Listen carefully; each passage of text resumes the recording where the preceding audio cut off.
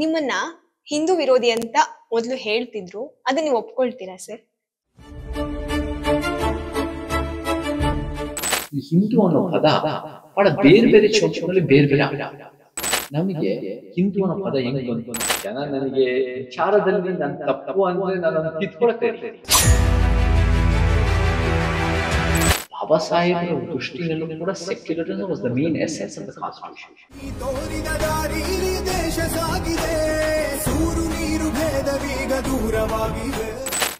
ಆ ಸಿದ್ಧಾಂತ Baba Saheb religious institution ಇರೋ ಧರ್ಮಗಳ ನಡುವೆ ಸಂಘರ್ಷ ಆಗ್ತಾ ಇತ್ತು.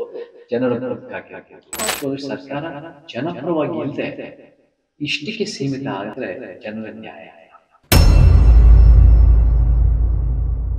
ಆಗುತ್ತೆ. ರೈತರ ಪರವಾಗಿ ನಿಂತ್ಕೋಬೇಕು. ರಾಷ್ಟ್ರ ಧ್ವಜದಲ್ಲಿರೋ ಹಸಿರಿನ ಸಂಕೇತ ರೈತ ಬೆಳೆಯೋ ಬೆಳೆ ಸರ್. ಜಾತಿ ಜನಗಣತಿ ಬೇಕೇ ಬೇಕು, ಬೇಗ ಆಗಬೇಕು, ವೈಜ್ಞಾನಿಕವಾಗಿ ಆಗಬೇಕು.